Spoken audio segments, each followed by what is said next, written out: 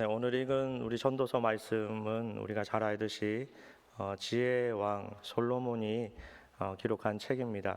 그리고 특별히 오늘 읽은 12장 11절에서 14절까지의 말씀은 그 모든 지혜의 끝부분, 결론 부분, 끝판왕입니다.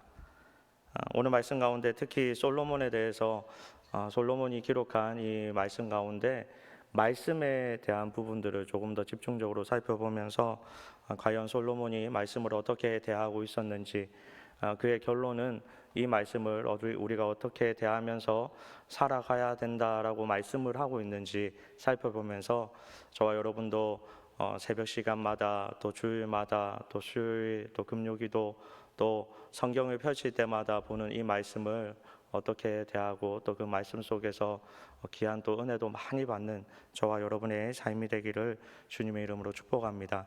그 첫 번째는 말씀은 채찍이다라고 말씀을 하고 있습니다. 말씀은 채찍이다. 전도서 12장 11절에는 이렇게 말씀합니다. 지혜자들의 말씀들은 찌르는 채찍들 같고 회중의 스승들의 말씀들은 자에 박힌 목 같으니 다 한 목자가 주신 바이니라.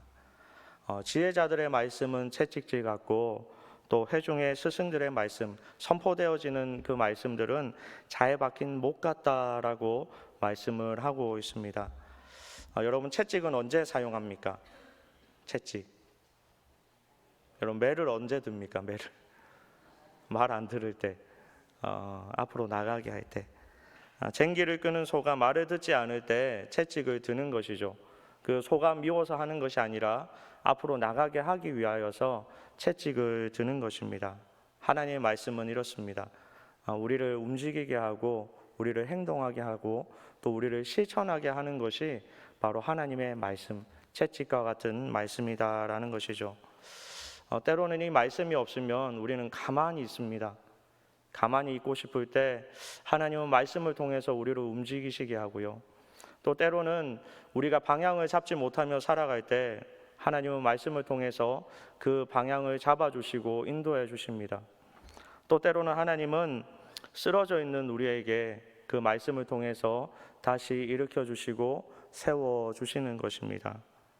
찌르는 채찍과 같은 이 말씀, 가만히 있고 싶고 움직이는 것이 귀찮아할 때, 저와 여러분이 귀찮을 때 그 말씀이 있기에 우리는 깨달음이 있고 그 말씀이 있기에 어둠 속을 걸어가던 우리를 끄집어 당겨주셔서 빛의 길로 인도하시면서 또 쓰러져 좌절하고 아무 소망이 없는 우리들에게 그 소망을 품게 하는 것, 우리에게는 너무나 필요한 생명의 말씀이라는 것을 우리는 너무나 잘 알고 있습니다. 사랑하는 성도님 여러분, 매주 듣는 하나님의 말씀, 선포되어지는 말씀, 또 새벽 시간마다 묵상하고 또 들려지는 이 말씀과 또 여러분 언제든지 성경을 펴며 묵상할 수 있는 이 하나님의 말씀을 들을 때 여러분 과연 우리는 채찍과 같이 이 말씀이 우리의 채찍이 됨을 느끼면서 경험하며 살아가고 있습니까? 채찍은 맞아보지 않았지만 회초리를 맞아보신 분은 계시죠? 여기서 회초리를 저도 꽤나 맞아봤던 것 같은데요. 회초리를 이렇게 손바닥 대 이렇게 해가지고 손바닥을 대면 여러분 어떻습니까? 어떤 자세로 회초리를 맞았습니까? 맞아본 분만 알겠죠. 여긴 대부분 다 안 맞아보신 것 같은데 맞을 때까지 끝까지 긴장하고 있어요. 막 언제 때리나 막 몇 대 맞을래 물어보면 어떻게 대답해야 될지도 모르겠고 입을 꼭 다물면서 맞는 것이 회초리입니다. 여러분 우리가 말씀을 들을 때 말씀을 읽을 때 성경 한 구절 한 구절에 그 생명의 말씀에 우리의 인생을 모두 맡기면서 때로는 내 시간, 내 생각, 내 가치관을 찌르는 그 말씀을 통해서 하나님의 길로 온전히 바꾸며 실천하는 저와 여러분의 삶이 되기를 바랍니다. 말씀의 채찍을 가까이 하여서 깨어있고 살아있는 저와 여러분의 삶이 되기를 주님의 이름으로 축복합니다. 둘째는 말씀은 못이다라고 말씀하고 있습니다. 말씀은 못이다.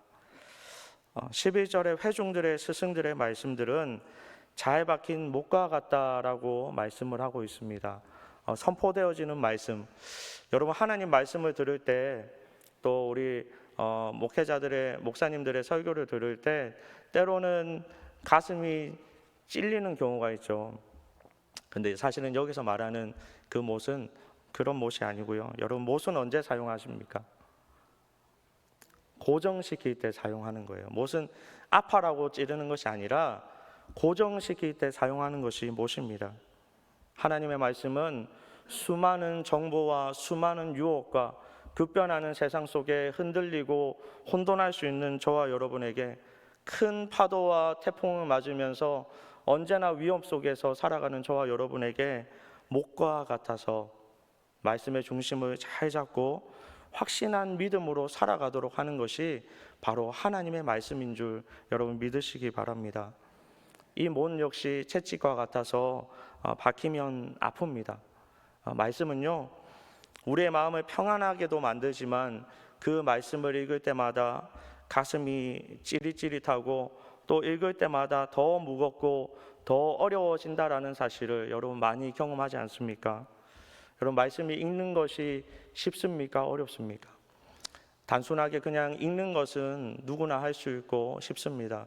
그렇게 읽는 것도 필요합니다. 하지만 그냥 생각하지 않고 실천하지 않고 읽는 것은 쉽지만 그 말씀을 읽을 때마다 역시 나는 이 말씀대로 살아가지 못하는 죄인이구나, 오늘도 나는 이 말씀대로 제대로 실천하지 못하며 살았구나 하면서 가슴치며 나의 인생을 돌아보며 살아가는 그 사람에게는 그 말씀을 읽을 때마다 그것이 못이 되고 찌르는 채찍이 되어서 더 무겁고 더 어려운 것이 말씀입니다.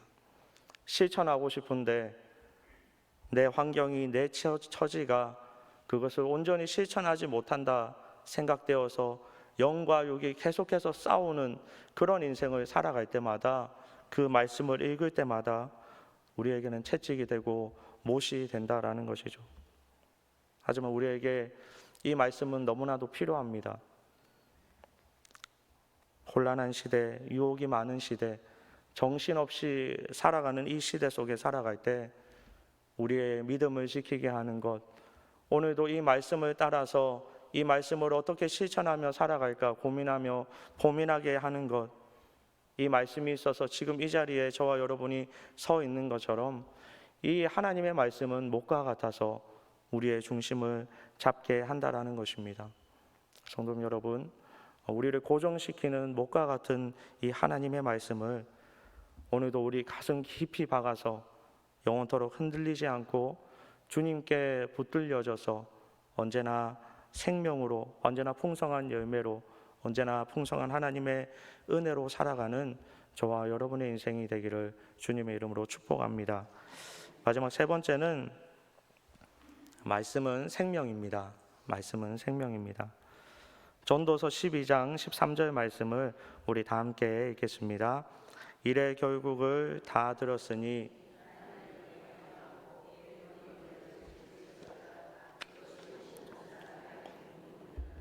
아멘. 말씀 전도서 중에 최종 결론입니다. 지금까지 모든 한 말들을 솔로몬이 축약해서 한 말이 하나님을 경외하는 것, 그리고 그의 명령, 채찍과 같고 목과 같은 그 말씀을 실천하면서 지키며 살아가는 것이 모든 사람이 해야 하는 전부다라는 것이죠.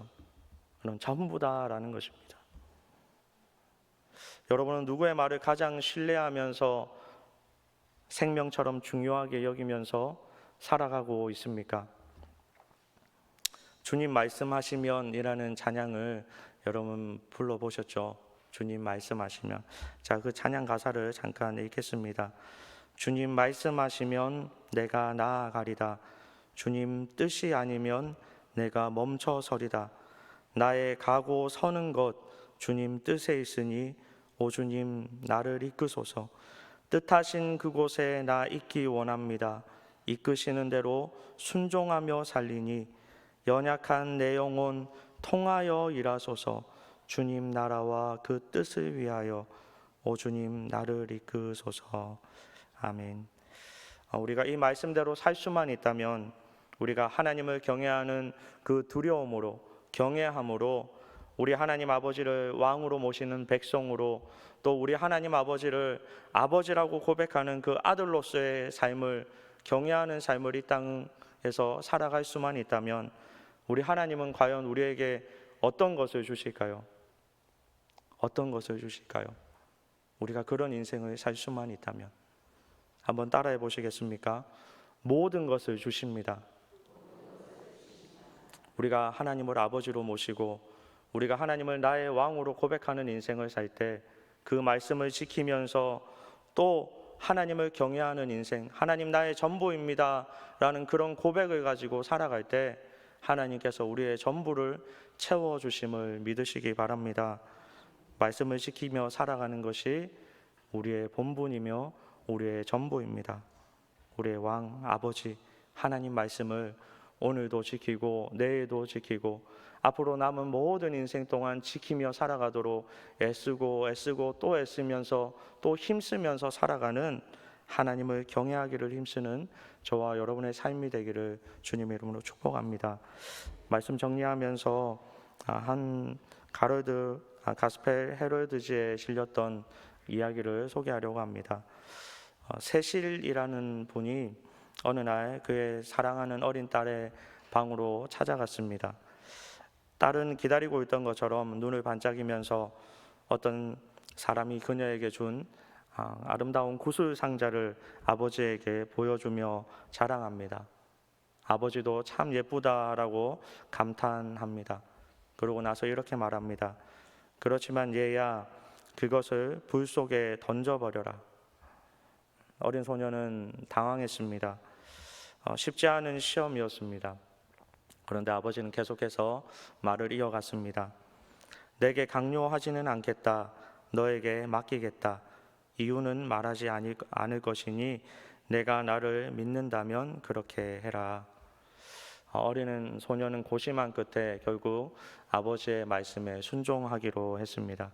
그리고 그 상자를, 그 아름다운 상자를 불 속에 던져버렸습니다. 그리고 얼마 후에 아버지가 그 소녀의 방을 다시 한 번 더 찾아와서 그 소녀가 오랫동안 갖고 싶어 했던 정말로 훨씬 더 아름다운 구슬 상자를 그녀에게 선물로 주었습니다. 그리고 이렇게 말을 합니다. 내 딸아, 내가 이렇게 한 것은 내가 하늘에 계신 아버지를 신뢰하도록 가르치기 위해서였단다. 너의 인생에 있어서 하나님은 여러 차례 내가 이유를 모르는 가운데 포기하고 버릴 것을 요구하실 것이다. 그때 내가 나를 믿었듯 하나님을 믿는다면 너는 언제나 그것이 최선임을 알게 될 것이다. 성도 여러분, 때로는 우리를 찌르는 채찍과 같고 때로는 우리를 박아버리는 그 못과 같은 그런 우리에게 고통을 주는, 우리의 마음을 힘들게 하는 그런 말씀이 우리와 함께 있을 때도 많지만 그것이 우리를 어두운 가운데서 이끌어주고 그것을 방황하는 가만히 있는 우리들을 움직이게 하며 또 그것이 절망 속에 있는 우리를 깨어나게 하고 소망을 가지게 하면서 또 그것을 통하여서 흔들리지 않도록 우리에게 주시는 그 말씀들이 생명의 말씀인 것을 항상 기억하면서 살아가는 저와 여러분 되기를 바랍니다. 언제나 하나님 앞에 말씀으로 필요한 모든 것을 공급받고 그 안에서 풍성한 인생을 살아가시기를 주님의 이름으로 축복합니다.